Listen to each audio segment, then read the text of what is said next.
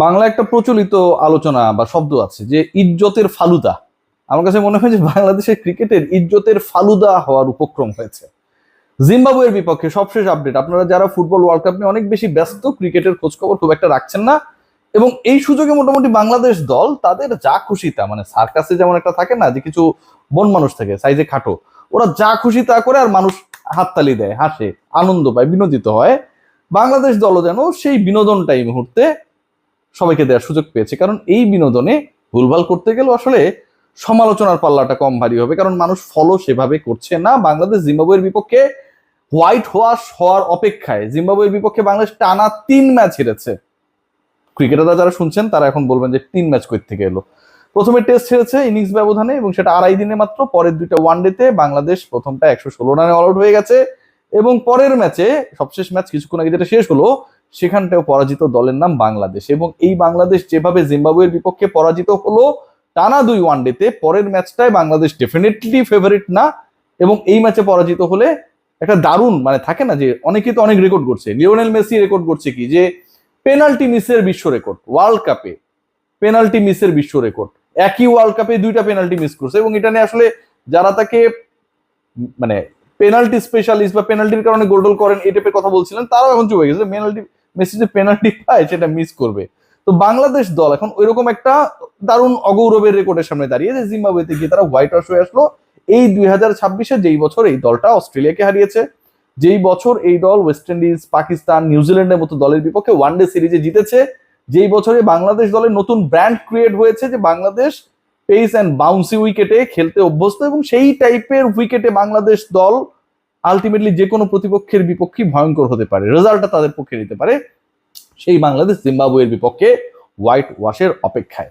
টানা 7টা ম্যাচে পরাজয় তামিম ইকবালের ক্রিকেট বোর্ড আসার পর থেকে, এবং যিনি এই মুহূর্তে ক্রিকেট অপারেশনসের দায়িত্বে, এবং এই ব্যর্থতার বিশাল দায়ভার তিনি এই সিলেকশনের সাথে কিংবা টিম ম্যানেজমেন্টের ভেতরের ডিসিশন মেকিং এর সাথে থাকুন আর না থাকুন, যেহেতু তিনি অফিসিয়ালি ক্রিকেট অপারেশনসের চেয়ারে রয়েছেন, এই টানা 7 ম্যাচে পরাজয়ের দায় দায়িত্ব পুরোটাই তার। 7 ম্যাচ করতে হলো জিম্বাবুয়ের বিপক্ষে 3 ম্যাচ টেস্ট সহ।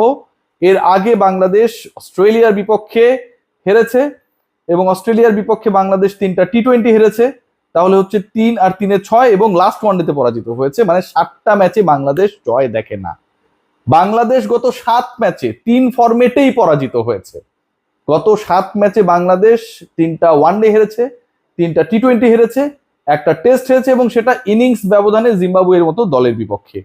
এই দলকে, এই দল পরিচালনাকারীদেরকে কিসের সাথে তুলনা করবেন? মোহাম্মদ আশরাফুল মানে সিগনিফিক্যান্ট একটা তত্ত্ব দিয়েছেন, এবং এই তত্ত্বের আসলে গভীরতা বোঝার জন্য আপনাকে, আমার কাছে মনে হয় যে অন্তত 50 থেকে 100 বছর অপেক্ষা করতে হবে that Mohammad Ashraful he was right that time. কারণ কি, দেখুন, জীবনানন্দের কবিতা বা সাহিত্যকে বোঝার জন্য ওই প্রজন্ম আসলে, মানে আমার কাছে যেই তথ্য রয়েছে বা যতটুকু আমরা পড়াশোনা করেছি, খুব বেশি ক্যাপাবল ছিল না। সময় যত গড়িয়েছে জীবনানন্দ তত বেশি সমসাময়িক হয়ে উঠেছে। মোহাম্মদ আশরাফুল যে তথ্যটা দিয়েছে, বাংলাদেশের ক্রিকেটাররা আগের ম্যাচে ফেল করেছে কারণ বাউন্ডারিটা বড় ছিল। বাউন্ডারি বড় থাকার কারণে আপনার দল, যেই দলটা জিম্বাবুয়ের থেকে বড় দল, যেই দলের র্যাঙ্কিং জিম্বাবুয়ের থেকে বড়, যেই দলের ক্রিকেটাররা জিম্বাবুয়ের থেকে বড়, যেই দলটা খেলে বিসিবির আন্ডারে বাংলাদেশ ক্রিকেট বোর্ড, সেটাও জিম্বাবুয়ের থেকে বড়, কিন্তু বাউন্ডারি 5-6 মিটার বড় হওয়ার কারণে সেই দল তাদের সাথে পারে না। তাহলে আপনি ব্যাটিং কোচ হিসেবে কি শেখালেন? বড় যদি হয় বাউন্ডারি লাইন কিভাবে ক্রস করতে হবে, কিভাবে বাংলাদেশ মিসিটের কারণে বাউন্ডারি লাইনে আউট হবে না, সেই জ্ঞানটা দেওয়ার দায়িত্ব যার, সেই তিনিই বলছেন যে আসলে বাউন্ডারিটা বড় ছিল। পরীক্ষায় আসলে অঙ্ক এসেছে, থাকে না অনেক ক্ষেত্রেই অঙ্কগুলো একটু চেঞ্জ করে দেয় নাম্বার, অথবা অনেক ক্ষেত্রে যখন ম্যাথস পরীক্ষা হয় আমরা দেখি যে অনেক অনুসিদ্ধান্ত থেকে অনেক ডিসিশনস গুলো আসে, রাইট? এবং স্যার বলছে যে আমি তো আসলে চ্যাপ্টারের বাইরে পড়াইনি, এই কারণে আমার স্টুডেন্ট ফেল করেছে।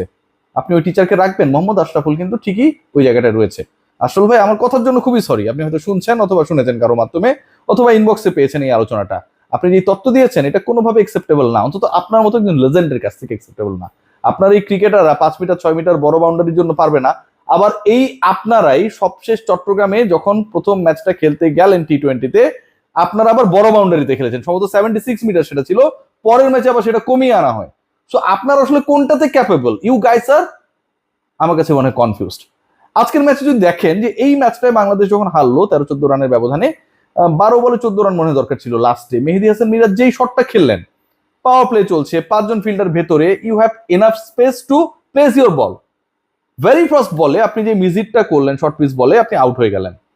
বাংলাদেশ অন্তত লাস্ট ওভার পর্যন্ত ফাইট করার অবস্থায় ছিল, জাস্ট 2টা ছক্কা লাগতো তাহলে বাংলাদেশ এই ম্যাচটা টাই হয়ে যায়।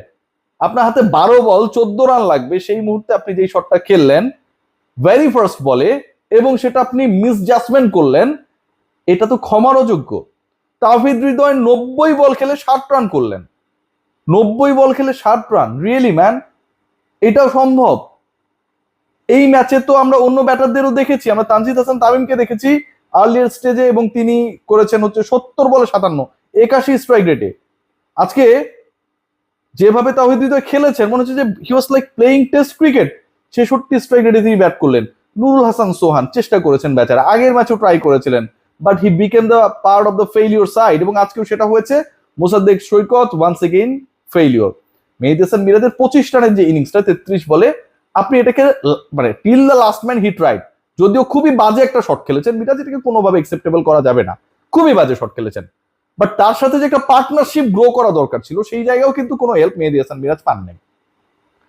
তানজিদ হাসান তাইমের কাছ থেকে পান নাই, দুঃখিত, মোসাদ্দেক হোসেন সৈকতের কাছ থেকে পান নাই, যিনি 9 বলে 7 রান করে আউট হয়ে গেলেন, অথচ তিনি মানে অবিস্মরণীয় ক্রিকেট খেলছিলেন এই মাত্র 2-3 সপ্তাহ আগে অস্ট্রেলিয়ার বিপক্ষে। রিশাদ হোসেন, তাকে ওয়ানডেতে কেন পিক করা হয়, আমার কাছে যারা রয়েছে আমি সবার কাছে এই প্রশ্নটা সবসময় রাখি। না ব্যাটিং না বোলিং, কোনো দিক থেকে তিনি কন্ট্রোলড না। 60 বল কন্ট্রোল করে বল করবেন সেরকম বোলার রিশাদ এখনো হয়ে ওঠে নাই, এবং রিশাদ হোসেনকে আজকেও খেলানো হলো। বাংলাদেশ দলে তো বোলিং সেটআপটাই ঠিক নেই। তাসকিন আহমেদ আজকে রেস্ট দরকার ছিল, তাকে আপনারা খেলিয়ে দিয়েছেন। লাস্ট বলগুলো যখন করছিলেন, লাস্ট স্পেলে যখন বল করছিলেন, বোঝা যাচ্ছিল যে this man is not fit to bowl around 10 overs. So এরকম সিচুয়েশন যখন হবে, একটা দলকে নিয়ে যখন ফাইজলামি সার্কাস হবে, সেই দলের রেজাল্টটা এরকমটা হবে। বাংলাদেশ দল just right now falling like the brand cats eye. আমি জাস্ট আপনাদের একটা কথা বলি, এই যে লিটন কুমার দাসকে যে নাটকটা হলো, এরকম নাটক আপনার পৃথিবীর কোথাও পাবেন না। প্রথমে কি তিনি হচ্ছে চোট পেলেন, হ্যাঁ, ক্র্যাম্প করছিল, এবং ওই ম্যাচটা ছিল অস্ট্রেলিয়ার এগেনস্টে। পরবর্তীতে তিনি রিটায়ার্ড আউট হয়ে গেলেন, আবার তাকে ব্যাটিং এ নামানো হলো। পয়েন্ট নাম্বার 1, ব্যাটিং এ নামানো হলো। এরপরে টি-20 সিরিজে তিনি প্রথম দিকে খেলতে পারবেন না মনে করা হলো, বলা হলো, রেস্ট দেওয়া হলো। তারপর আবার চট্টগ্রামে থেকে ফ্লাই করে পাঠানো হলো। লিটন কুমার দাস চট্টগ্রামে গেলেন, সেখানে তিনি খেলতে পারলেন না, গিয়ে আবার ফেরত আসলেন। এ পর্যন্ত ঠিক আছে। এরপরে দল ঘোষণা করা হলো, বলা হলো লিটন কুমার দাস প্রথম ওয়ানডেটা খেলতে পারবেন না। সিলেক্টর হাবিবুল বাশার সুমনের স্টেটমেন্ট আমরা পেয়েছি, এবং সেটা বিসিবি তার মিডিয়া গ্রুপের থ্রুতে দিয়েছে। সেখানটায় বলা হচ্ছিল যে প্রথম ওয়ানডেতে he is doubtful, but rest of the ম্যাচেসে তিনি খেলার জন্য এভেলেবেল। মানলাম। এবার লিটন কুমার দাস, এর আগে তো ঢাকা থেকে চট্টগ্রামে গিয়েছিল, এবার ঢাকা থেকে জিম্বাবুয়ে চলে গেল, এবং এখন বলা হচ্ছে Liton Kumar Das is totally out of this series. তাহলে আমার এই মেডিকেল টিম কোন ঘোড়ার ডিমটা করে? এই মেডিকেল টিম জাজ করতে পারে না লিটনের ইনজুরির গভীরতা কতটুকু, এই মেডিকেল টিম জাজ করতে পারে না লিটন কুমার দাস চট্টগ্রামে প্লেয়েবল অবস্থায় আছে কিনা, এই মেডিকেল টিম জাজ করতে পারে না লিটন কুমার দাস জিম্বাবুয়েতে গিয়ে সেখানে আদৌ খেলতে পারবেন কিনা, এই মেডিকেল টিম এটুকু জাজ করতে পারে না এন্ড রেফার করতে পারে না that let's not send Liton to Zimbabwe. সেই অবস্থায় নাই। এখন জিম্বাবুয়ে থেকে লিটনকে ফেরানো হচ্ছে চেহারা দেখানোর জন্য পাঠিয়ে। এই যে অবস্থা বাংলাদেশ দলের, এটাকে কোনোভাবে একসেপ্টেবল করা যায় না। Very very sad performance by the team management, and definitely Bangladesh cricket board is totally responsible for this. সবাই ভালো থাকবেন।